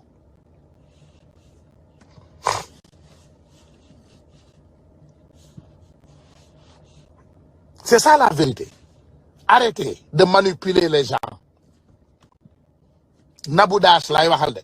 Boo leen paree dagg ko yóbbul ko ne ko Ousmane Tounkara nee na da ngay manipuler. Cette manipulation ne marchera pas. Voilà, ah Sonko Adji bàyyil rek daf la laal nobatu la c'est mentir aux Sénégalais. Ousmane Sonko laalul Adji Sarr jegewu ko raayu ko foonu ko xuriwu ko wokku ko. Gabriel ak Nabou Dash ay xarit lañu. Donc si Nabou Dash commence sortir et dire du n'importe quoi à Ousmane Sonko, je questionne sa sincérité. Voilà. Voilà, ñu jéem a changer débat. Vous vous rendez compte que fan yii yëpp lan ngeen di dégg procès. Parce que le procès, c'est pour gâter le casier judiciaire du président Ousmane Sonko. Vous connaissez Success Masra? Success, le jeune Tchadien qui Ousmane Sonko aime beaucoup, qui était candidat présidentiel au Tchad. Il est ici aux États-Unis en réfugié. On l'a cherché du Tchad. Le fils de Idriss Déby le cherchait pour le tuer. Il a fui du Tchad. Il est ici aux États-Unis. Pendant ce temps, on a Ousmane Sonko au Sénégal. Ousmane Sonko est là-bas, il risque sa vie. Ils sont en train de cueillir les patriotes autour de lui. Pendant ce temps, ces imbéciles qui sont dans ces réseaux sociaux-là, ils disent qu'on va affaiblir Ousmane Tounkara et on va l'éliminer. C'est vous les infiltrés. Il y en a infiltrés. Il y a ni Ousmane Tounkara. Le barrage entre Ousmane Sonko et Macky Sall que vous voulez casser, c'est vous qui sont les infiltrés. Il y en a infiltrés. Ndahman, j'ai prouvé mon point. Ndahman, Ousmane Sonko, vous ne cotisez. Demain, cotisez. Ousmane Sonko, vous ne gagnez campagne. Demain, gagnez campagne. Ousmane Sonko, vous ne gagnez marche. Demain, gagnez marche. Vous ne le faites pas. Vous restez derrière vos écrans et vous voulez m'affaiblir moi. Pourquoi? Je vous demande. C'est vous les infiltrés. C'est vous les manipulateurs. C'est vous qui voulez gâter ce combat. Mais man xamna limay def bu baax. Man juddouma demb. Je ne suis pas né hier. J'ai presque 50 ans. Man Ousmane Sonko, quand il me salue avec deux mains, je le salue avec deux mains. Il a mon respect, j'ai son respect. C'est un homme que je respecte. Donc, nous continuons à faire le président Ousmane Sonko. Bis bu ma demee ba combat intéressé tout, je vais lâcher et aller dormir chez moi. Kenn du ma manal sala yaay ndeer man. Mais je vais vous dire que ces manipulations, arrêtez-les. Je connais tout le monde. Moi, mon téléphone, c'est public. Combien de personnes m'appellent chaque jour? Wax leen ko. Yéen ñu bari ci fii da ngeen may woo di ma envoyer un message. Je reçois 1000 messages par jour. 1000 ou plus. De partout du monde, dans le monde. De tout le monde. Des Ivoiriens, des Maliens, mon frère, aide-nous, nous aussi, des Togolais, des Congolais. Ah, mon frère, on t'aime, on aime le travail que tu fais pour ton pays. On m'invite partout dans le monde. Je parle avec tout le monde. Je connais tout le monde. Personne ne va me dicter qui parler ou qui ne pas parler. Personne n'a. Ça, c'est mon choix personnel. Vous m'appelez moi, Yen Wirngen, Yen les Sénégalais normaux. Vous m'appelez moi et me taxez de comploteur? Est-ce que vous êtes OK parfois? Vous regardez Ousmane Tounkara que je connais. Man na défendre de. Je peux me défendre. Yen say Sonko la yirem. Man amul kuma ragal ci aduna bi. Je vais vous dire une chose. Il n'y a pas cette personne dans ce monde. Sonko xam nga lan motax ma bëgg ko. C'est parce qu'il s'est sacrifié la vie pour mon pays que j'aime très fort. Il a mis sa vie en danger pour mon pays. Sonko a attaqué au cœur des banditismes de mon pays. C'est pourquoi je l'aime. C'est pas que je l'appartiens. Encore une fois. Je n'appartiens pas au président Sonko. C'est moi qui l'aime. Voilà. C'est moi qui aime Sonko. C'est ça. Lolo moy deug.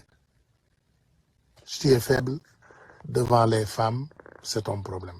Et Sambou, encore tu viens, tu écris ça. Arrêtez ces choses-là. Respectez-moi. Moi, je respecte les patriotes. Je remercie aussi mes frères, hein, mes frères patriotes qui m'ont soutenu. Nafeki et les neutres qui sont cachés aussi, je vous félicite. Comme Nalen. Je vous connais tous. Tchoubu Amé. da ngay gis ñu bari dañuy dem laqatu fale ñu seetaan ma ñu ne ah c'est notre opportunité ils vont tuer Ousmane Tounkara. Comment vous pouvez aimer Sonko et combattre Ousmane Tounkara? 90% des jeunes que vous voyez aujourd'hui dans ces réseaux sociaux, c'est mes frères, c'est mes amis.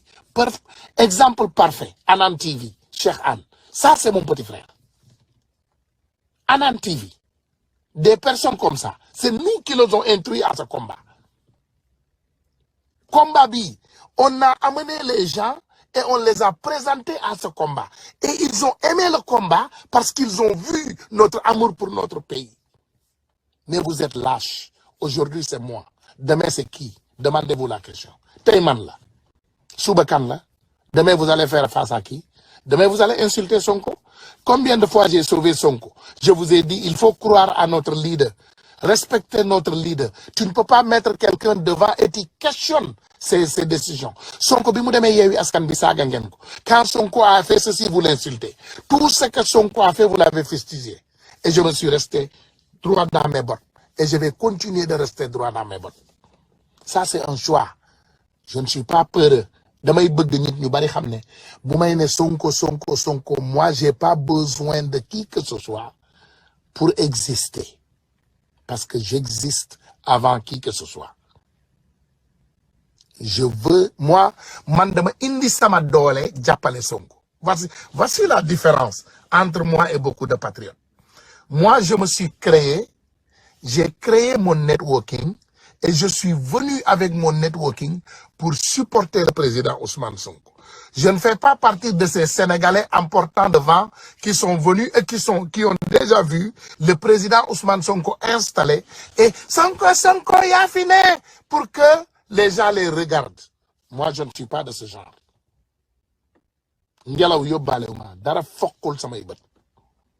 Man, j'ai créé mes réseaux et je suis venu supporter le président Ousmane Sonko. Je ne suis pas assoiffé de femmes, de fame. Ok, je ne suis pas assoiffé d'être vu, d'aider. Je n'ai besoin de personne pour exister. Loolu mooy dëgg dañu leen di débat le mystique ngeen di ko xuloo si seen biir. Non, non, non.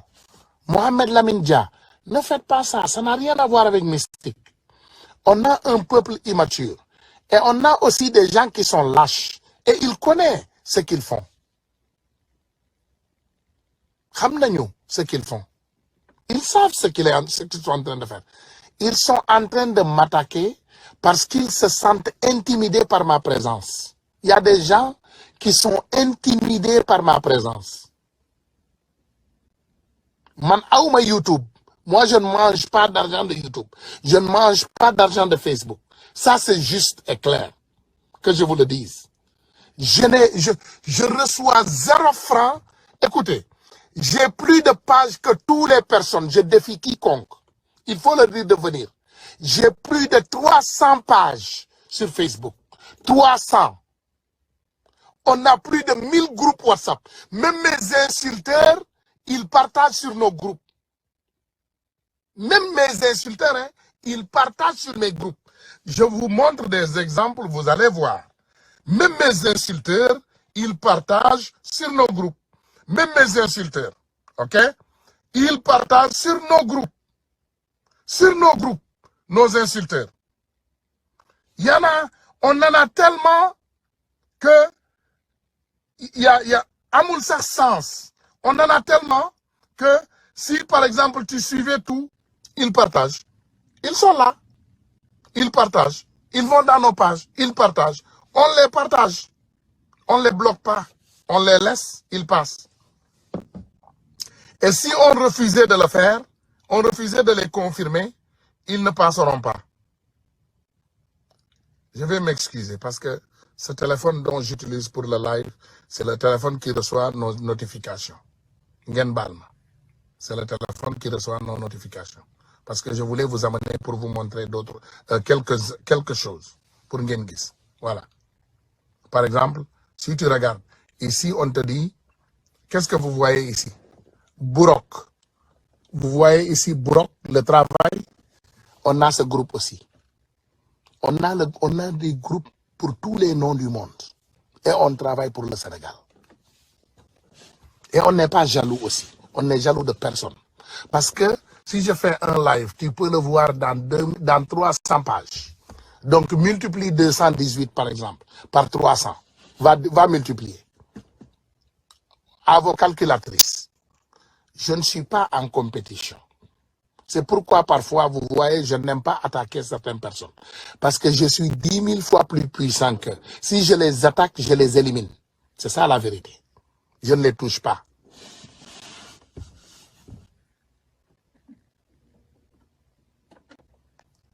Les vrais kémites ne peuvent pas que vous supporter parce que vous participez à l'éveil de la conscience africaine. Voilà. Je ne sais pas ce que tu veux dire, mais en tout cas, je m'en tape. Ce qui est important, mes amis, j'étais venu pour discuter avec vous, pour vous dire qu'on doit se concentrer sur le président Ousmane Sonko. Pendant que nous sommes là, à se manger la chair, à se fustiger, à faire la guerre, ils sont en train de comploter sur le dos du président Ousmane Sonko. C'est ça la vérité. Ñu ngi ci procès moral bu garaaw a garaaw. Ils sont là, ñu ngi ci tapale. Écoutez quelqu'un comme Aïssata Diop Fall. Écoutez. Dama bëgg déglu Adji Sarr di wax publiquement ne man dama nekk en état. Man dégguma ko.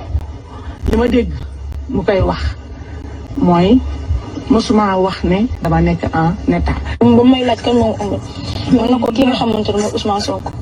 peut-être que xamoon ne jour boobu noonu la sama patron yëg ne man dama am.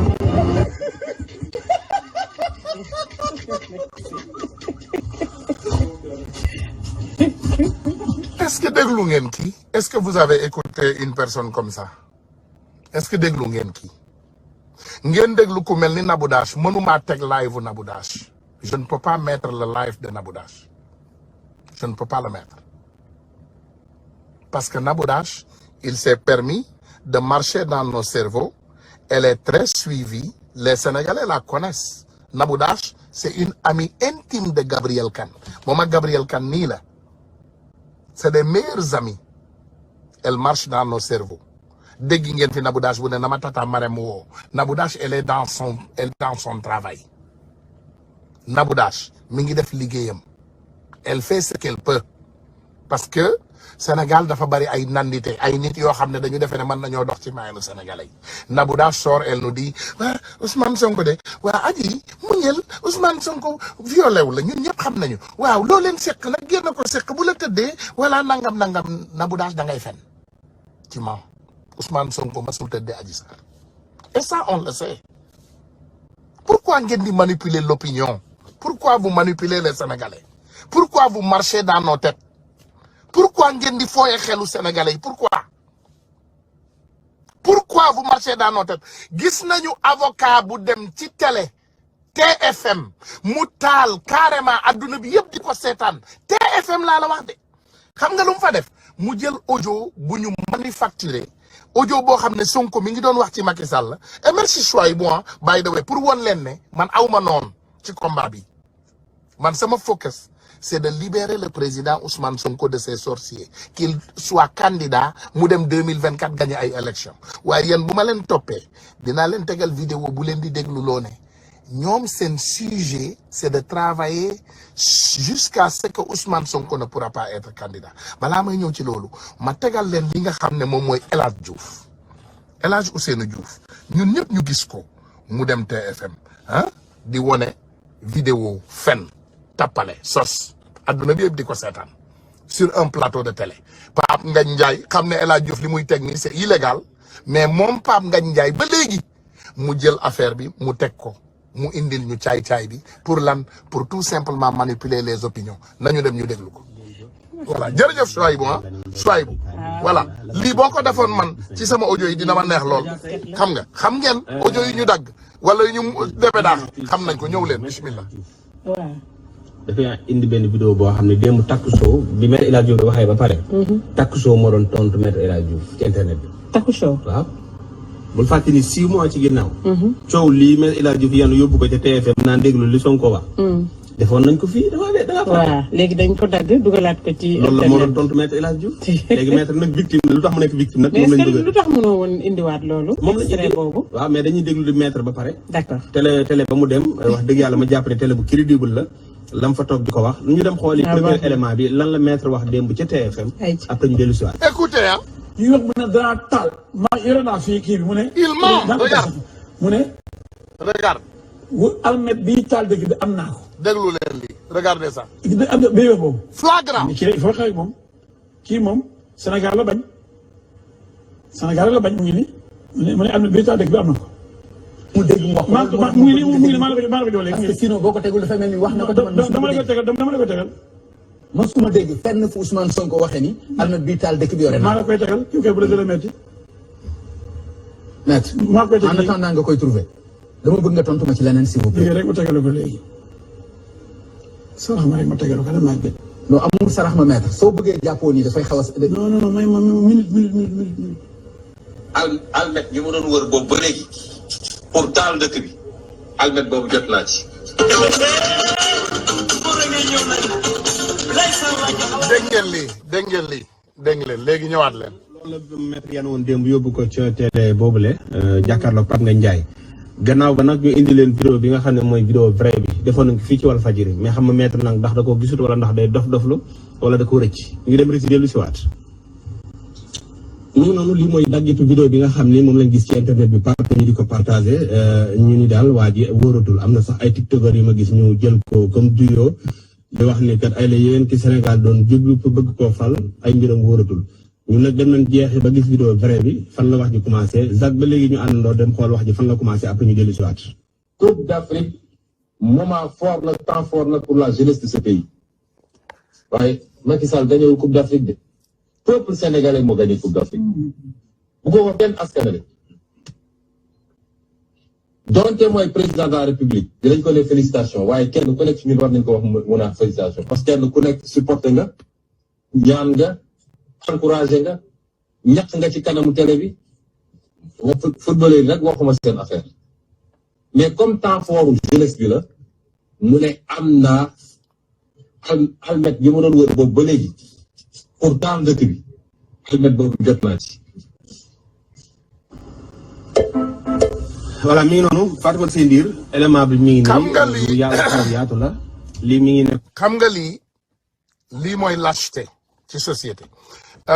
grand monsieur Abdou Diédhiou Kasumay maa ngi lay ziare Abdou maa ngi lay ziare bu baax mais Abdou ne fait pas d'erreur de communication moo tax ma épinglé la je n'ai absolument pas fustigé une personne dégguloo ma benn yoon ci sama biir kàddu yëpp ma fustigé Mollah Morgan donc parfois il faut faire attention à ce qu'on dit parce que day rediriger débat foo xam ne nekku fa xam nga yow ku lire sa commentaire bi day ne Ousmane Tounkara est en train de fustiger Mollah Morgan un petit frère qui m'appelle qu'on parle chaque jour je te dis Mollah Morgan et Ousmane Tounkara ils s'entendent chaque jour bi ñu mujjee déggante démb ci guddi la presque 1 heure de temps c'est mon petit frère c'est quelqu'un que je respecte c'est quelqu'un qui fait son travail de sa manière et moi je fais mon boulot de ma manière donc c'est seulement faire une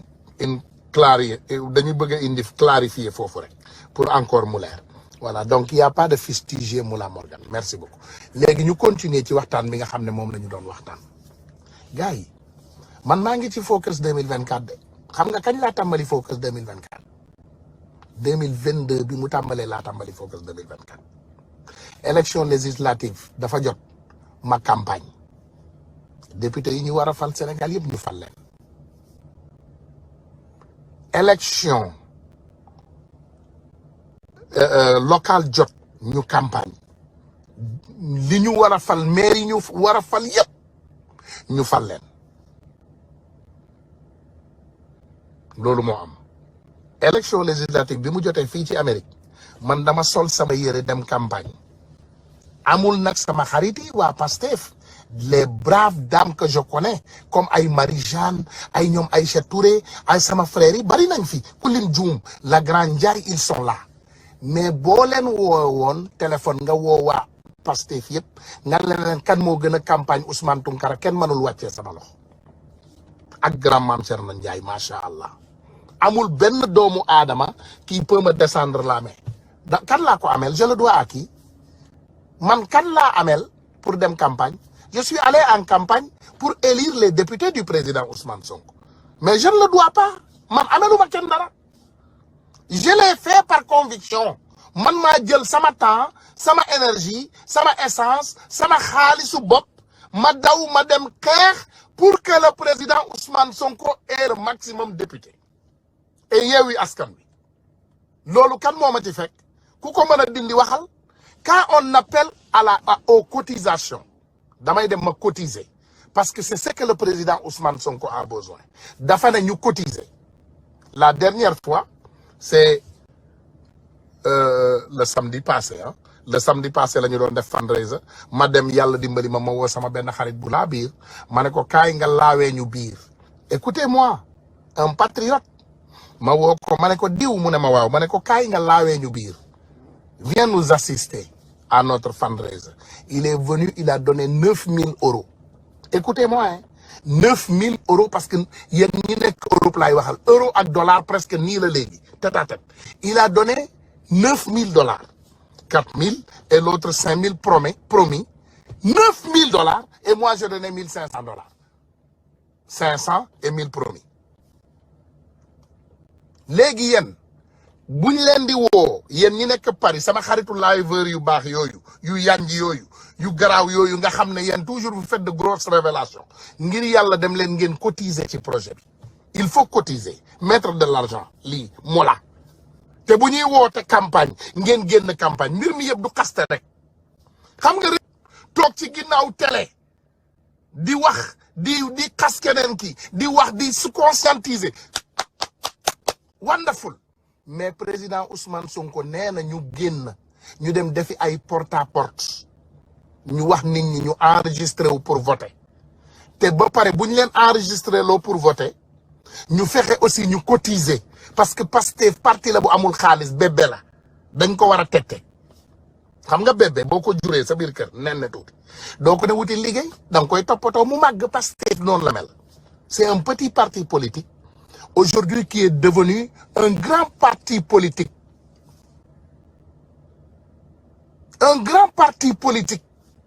pour ñu xeex mais sama yeneen xarit yi moom ñu ngi ci ay woote licci waaw kaay la ñu indil licci Ndeye Khady Ndiaye boo leen ko defaree licci dajale 1 million ngeen yëkkati 250 000 jox ko ngeen ne ko li ci des nag da ngeen ko bokk ak ay nit et pourtant vous avez utilisé le nom de Ndeye Khady Ndiaye pour faire le licci. Arrêtons les manipulations, arrêtons les mensonges, arrêtons d'essayer de salir nos frères et nos sœurs loolu du yoon yàlla dëgg la bëggul fen barki démb ba léegi yéen a ngi fi di tëbaka dal pourquoi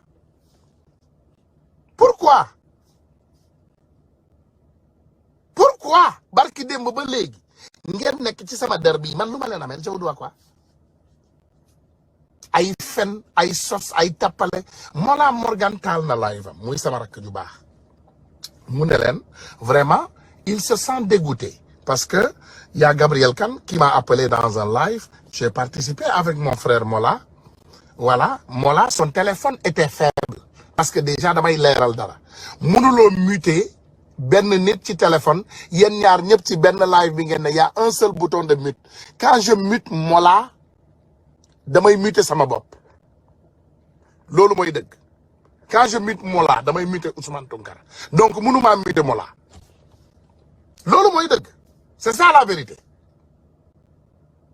léegi naka lay jëlee ku mel ni Mollah ma yor ko ci ab live ñu indi ku mel ni Gabriel Kane woote ci live vous me dites que vous les Sénégalais vous me dites les mêmes Sénégalais qui parfois je vois ils invitent des personnes de tous bords et ils parlent avec des personnes de tous bords ils me disent pourquoi Gabriel Kane a appelé ton téléphone sama téléphone yéen a koy fay c'est vous qui payez mes factures C'est vous qui venez chez moi et payez mes factures. C'est vous qui allez me dire avec qui parler, avec qui ne pas parler, avec qui madame, yena may wax du may dundé sama adina dal. J'ai 49 ans, je vais laisser mes petits frères et mes neveux et mes fils me dire comment vivre ma vie.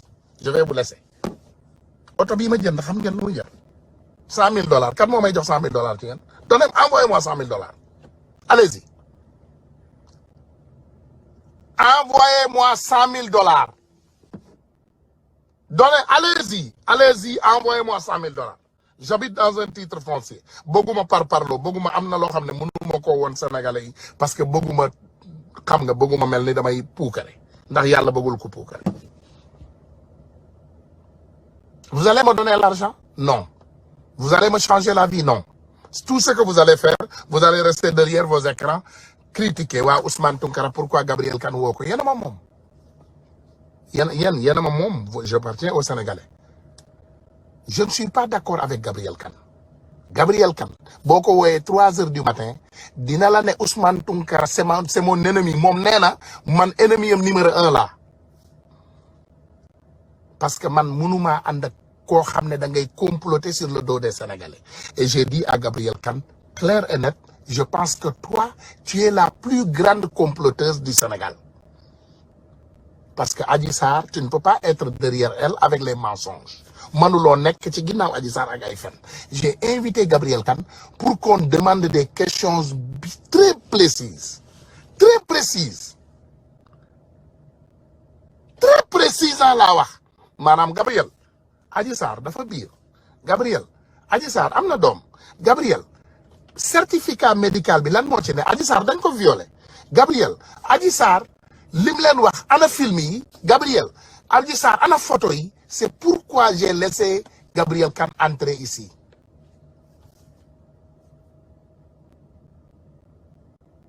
Vous pensez que j'ai laissé Gabriel Kane entrer ici pour que ma def ko lan ma sauver ko quoi ma ne ko voilà Sénégalais Gabriel Kane dugg na léegi baal leen ko ak bu leen ko dóor waay non. Le jour que Gabriel voudra faire ça, elle n'a qu'à appeler les Sénégalais. N'a qu'à live. Natal live mom mune Sénégalais yi jéggal leen ma wala mune Sénégalais yi damay xeex ak yéen man loolu lay def su ma amee pour wax j'allume mon live à moi-même. Déglu leen pendant le temps que nous on est concentré sur Ousmane Tounkara moi je suis pas candidat présidentiel au Sénégal hein. Je ne serai rien au Sénégal. Donc attaquer Ousmane Tounkara c'est presque peine perdue parce que man xëccoowuma ak yéen. Léegi écoutons ensemble ce qui est les réelles paroles de suñu frère Pape Ndiaye de Walfadjri. Il a amna lo xamné daf ko wax ça m'a choqué. Allons-y. Procès bu la ci am. ñu ci bari duñ jox comme ni nga ko joxté né procès la ñu jëm. Mais damay dégg ñuy wax né su féké na nañu dem procès mom Ousmane Sonko waru joggé kërëm dem procès. Dans les normes prison la wara joggé dem procès. Est-ce que loolu da koy dëggal? Waaw loolu laaj bu am solo la. bu fekkente ni doyen des juges dafa décider de joxe noonu day yóbbu mbir mi ñu àtte ko. Faw Ousmane Sonko dem prison. Waaw mën nga ñàkk. Yoon moo ko tëggee moom. Doyen des juges déglu leen bu baax li may wax.